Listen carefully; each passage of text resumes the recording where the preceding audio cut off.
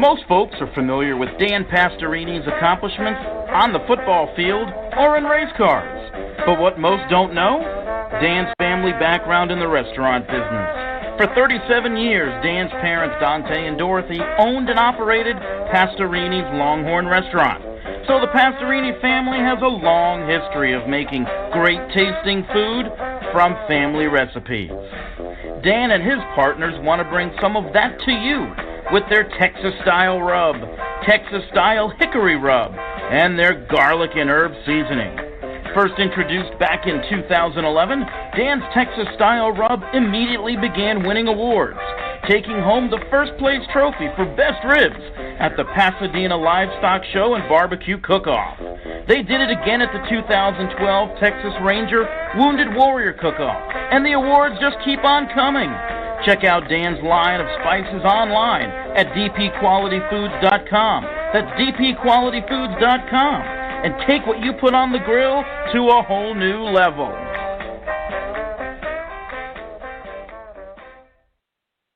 Hear your favorite NFL legends sharing their stories and insights every week right here on Thursday Night Tailgate with Chris Mascaro and Bob Lazari. Take it away, guys. Once the door is locked, there's no way out. Hey, we're back here on Thursday Night Tailgate, and we've got our next guest, Dominic Rhodes, ready to join us, and he is back and making his fourth appearance with us on Thursday Night Tailgate. Let me remind you about his background. He was born in Waco, Texas, played his college ball at Tyler Junior College, and then went on to play for Midwestern State. He was an undrafted free agent signed by the Indianapolis Colts in 2001. His rookie season, he took over at starting running back after Edgerrin James went down with a season-ending knee injury. And that year, despite only playing 9 games, he set an NFL rushing record for undrafted free agents by rushing for just over 1,100 yards. He added 34 receptions for 224 yards, and he scored 9 touchdowns. 2006, Dominic helped the Colts win Super Bowl 41 against the Bears, rushing for 113 yards on 21 carries. That's 5.4 yards per carry. And his second quarter touchdown gave the Colts their first lead of the game. He played in the NFL from 2001 to 2010 with the Colts, Raiders, and Bills. And over the course of his career, he had nearly 3,300 rushing yards, over 1,000 receiving yards, and he scored 30 touchdowns. He went on to spend time in the United Football League playing for the Florida Tuskers and the Virginia Destroyers. 2011, he was named the UFL's Offensive Player of the Year, and he helped the Destroyers win the UFL Championship, becoming one of only 4 players to win both the Super Bowl and UFL Championship. He spent some time in 2013 up in the Canadian Football League with the Montreal Alouettes, and we're excited he is back with us again tonight here on Thursday Night Tailgate. Hey, Dominic, Chris, and Bob, thanks for coming back on the show. Welcome back. Oh, great to be back, Chris and Bob. How you guys doing? How's everybody doing out there on Thursday Night Tailgate? Glad to be back. Yeah, we're glad to have you. Thank you, Dominic. So, Dominic, curious, is this your favorite time of year? Because, you know, any day now, the NFL channel and the ESPN are going to start replaying all the Super Bowl highlights. So those highlights of you gaining that 113 yards, scoring the touchdown in Super Bowl 41, that's going to start showing up on TVs pretty soon. You know what? I mean, it's definitely an awesome time of year. I think it's more awesome because the kids that I get to work with and things like that, they get to see me on TV, and it keeps like Dominic Rhodes relevant in terms of giving back and making sure that these kids are doing the right thing out here. And to that point, Dominic, did winning the Super Bowl, was it a life-changing event? Did it change the course of what you were able to do, not only within football within the NFL for the Colts and the Raiders and the teams you played with, but what you're able to do now? Oh, most definitely. I mean, I like this. Most of the time I say my daggum Super Bowl ring has its own Social Security number. I mean, because people want to deal with that and talk to the Super Bowl ring and hang out with the Super Bowl ring more than they want to hang out with me, and that's all fine and dandy, man. It's awesome, and I've been blessed so much to have been in that position and have that opportunity, and I'm so thankful. So, yes, I think that making it to the big game and definitely winning the big game and having a big game in the big game, has definitely set me up for a very bright future and hopefully even brighter things to come. And Dominic, when I was looking back over, your career and all the games you played in, early on, you competed against Tom Brady in his first ever regular season start back in 2001. Yes, do you remember that game? Sir. Yes, I do, sir. Yes, I do. It was that game was we had came off a couple games. I think we were leading the league in scoring. We had set a record in the NFL in scoring or something like that. Edge and P and Marv, they were going crazy. And we had heard about Bledsoe getting hurt. I did, and then they talked about this Brady guy. I didn't know who he was. I was just like, man, that's another. We could chalk up another win for the guys in Coat Blue. That's how I felt about it. And then we were going down to Foxborough when they had that grass field down there. My first experience. I'm a Texas boy, so I go down to New England, and it's in October it's freaking 20 degrees. I'm like, what? I couldn't believe October. You know what I'm saying? Like, I had never played anything like that. So, we got down there, man, and all I remember is that the Patriots were on a whole nother level. They were hitting way harder, and daggum Tom Brady couldn't miss a target. He was just on fire, and I was like, wow. Never even thought that it would be like it is today, but I can say that I took the first of a lot of ass whoopings to Tom Brady. the first one he put out there on the field. Bob, questions for Dominic? Man. I was a part of that. Dominic, Happy New Year, and I know you got a birthday coming up next week, so early happy birthday to you, my friend. So, man, thank you so much. I appreciate that. That's lovely. That's lovely.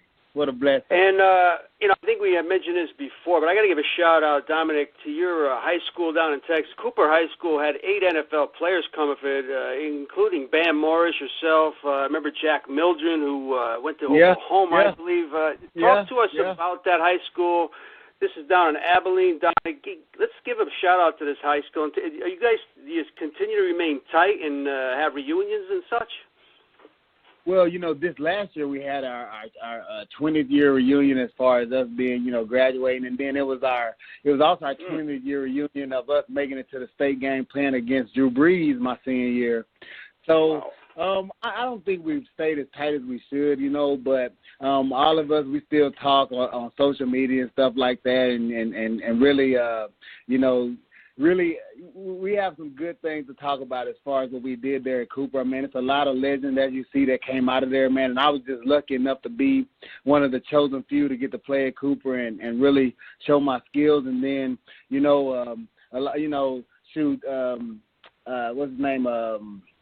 There's a great running back out of there before me. He has 2 sons right now that are playing. Well, 3 sons. Terry Orr. You guys know of Terry Orr. Yes. He has a son. He has a son that plays for the Ravens that got hurt. Great All-Pro linebacker. Then he has 2 other sons that play linebacker. One starts for Wisconsin and one starts for TCU. So, Abilene Cooper has really produced some really good players, and I guess the lineage is pretty good as well. Cooper was a great play for me, man, and definitely what it did for, as far as sports and just, humbling me to, be a team player and things like that, and just, learn how to play the football the right way. 4-5-8 football with Odessa Permian and Midland Lee, San Angelo Central, and all those guys, man, that was it was some of the best football of my life. We played hard every week, man. It's a bunch of country boys out there getting it, and, man, it was great, I also have to give a shout-out to my hometown. Abilene is where I grew up, but my hometown is Mark, Texas. They won state this year. If you look them boys up, you'll see nothing but wins, and and a bunch of NFL players out of there too. So, man, it's been great, man. My football career has been awesome, and the places I've been to get to, touch the field and the people I played against, man, what a blessing. I could go on and on.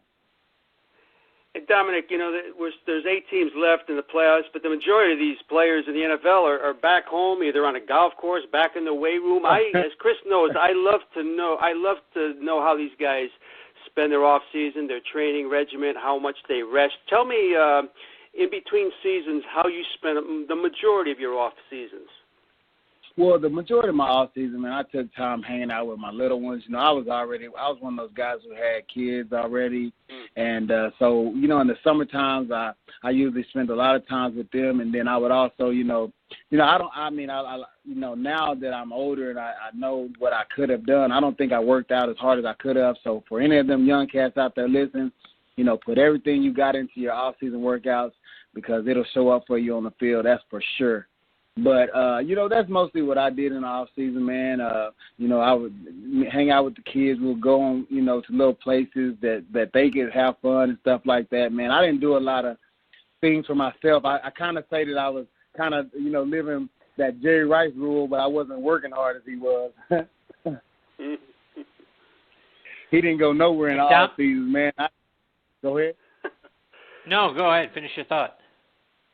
I was just saying he didn't go anywhere in the off season, man. And I didn't really think too much of going anywhere either, man. My mind was always on getting ready and getting back out there on the field, man. So it was, I really wish I would have done more with, during that time when I was in the NFL, as far as just going all over the world and stuff like that. But, hanging out with my kids and doing the stuff I did was pretty awesome. Dominic, want to get your thoughts on the Colts situation now. They finished the season 4-12, got kind of an uncertain future with Andrew Luck, since he hasn't played it down in the last 21 months. So looking ahead this offseason and coming up next year, what do you think the Colts have got to do to get themselves, back in the AFC South race? Well, I really, man, I think that, we got to shore up both sides of the line of scrimmage. First of all, number one, that's what you have to do. You have to make sure that both sides of the line of scrimmage is either coming off the ball to get sacks or coming off the ball to make holes for guys like Frank Gore.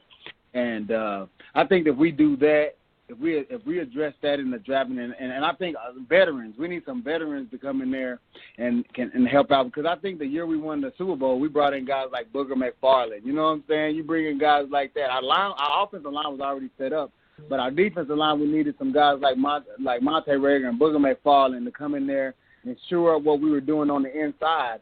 And both of those guys had already won Super Bowls. So I would say, bring in guys that want to come in and play in a blue-collar city, that want to, play for a town that's going to get behind you and cheer you on no matter what. I think that they need to bring in guys like that want to work hard. And they need to bring in some guys for that, for the defense all around. You know what I'm saying? We just need to shore up our defense, and I think after that we'll be all right, because, as we all know, defense wins championships. And I think that Andrew Luck, he'll be all right, man. It's going to take a little time. This injury is going pretty crazy, but I think that he'll be all right. He's a strong man. We have great trainers over there, and they'll get him back going and stronger than ever. Like I said, we just show up that defense and that offense and defensive line. We'll be all right. And Dominic, in your rookie year, like I mentioned in your intro, when Edgerrin James went down with a knee injury, you take over as starting running back, and your first start comes against the Buffalo Bills. Was it the typical thing that we hear about, nerves, but once you get the first carry out of the way, it's just another football game, or was it more than that for you? It's like that every game. I don't care what. For me, it was like that. I mean, because I was so excited to be out there on the field and play. So it's always that first. You feel like that first hit to get out the way and you're okay. But what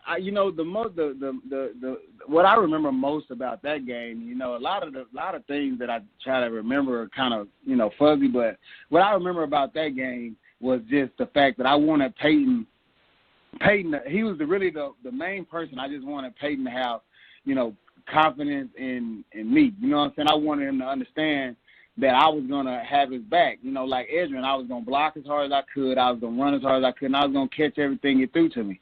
And that was my main focus. You know what I'm saying? And they didn't bring in anybody else. They left the ball. They gave the ball to a free agent rookie. And I wasn't scared to run the rock. I wasn't scared to be in that position. I just wanted to be accountable to my teammates. And, I feel like that I was able to do that, and I feel like that was my main objective, like I said, was be accountable, especially the 18, Michelle. And Dominic, you played with and against a lot of great players. Was there someone on another team that you had to go stand on the sidelines to watch because you wanted to see that guy play? Yeah, Ray Lewis, Ed Reed, that whole defense. Tom Brady when he's out there chunking the rock around. Let's see who else. Brian Dawkins when he's running around out there flying around. You know, it was great to watch him. Brian Westbrook and McNabb. You know, that was awesome to watch. We play against Kansas City. You get to see my man, the human joystick out there. I'm gonna stand up and watch him. He's from Texas too. Man, it was just so many. Off of every team, pretty much. Like you can definitely find a guy that you would really like to. Because my appreciation for the game is really deep. So you understand that a guy. Everybody you watch football and you see. To me, Luke Kuechly is one of the best players in the NFL, and we all know that. But man, it's all about his effort, though. You know what I'm saying? Like, you watch the guy's effort, and you're like, man, that's my favorite guy now. So. If I seen a guy that gives complete effort and that runs hard and that gives everything he's got, I'm standing up to watch him. Troy Polamalu, I played against him a lot. Ben Roethlisberger, 86 for the Pittsburgh Steelers. It goes on and on and on. Mm-hmm. Yeah, Hines Ward. Yes, it goes. It's just so many. Randy Moss, Dante Culpepper. I'm gonna stand up and watch them. I played against them. It's just so many. And Dominic, you see a lot of players today after the game out on the field exchanging jerseys. Did you guys ever do that? Did you ever exchange your jersey with somebody else? Well, I wasn't never one that they really, I guess, wanted to exchange the jersey with. But I don't think I ever got anyone's jersey either. I mean, aside from guys on my team. And when we were playing, that wasn't really a big deal. Aside from them boys from the U. You know what I'm saying? So. Yeah, them boys from the U, they stayed exchanging jerseys on you, So, and then when Joseph Adai came into town, he had this little deal with somebody back at LSU that after every game, he give his jersey up and they pay him for it. So that was a good little deal he had going. But other than that, man, I didn't do too much jersey exchanging. But nowadays, it's like they doing it like crazy out there, huh? Yes. Bob, more for Dominic? I love. Say it again. Dominic, I wanted to ask you about Peyton Manning. You had mentioned him. We talked about him on the last time and how amazed you were at his knowledge and how he worked and everything. Are you surprised? Well, I mean, he hasn't been out of the game too long, but it's just a matter of time till this guy is a coach or a coordinator in this league? I mean, I would think that I think it would be higher than that, man. I mean, I think that his for him to be for him to be right there on the field like that, I think that it would be just too much, man. He's so hands-on, he's so detailed. I don't think that he ever from when I was with him, he never missed a day of work and never missed a day of practice. And I think the game is just it means so much to a guy like that. That I just don't know if coaching is that's not his thing. I think more of like a general manager or VP of personnel, whatever the highest level could be as far as not being the owner. I think that's what he could be.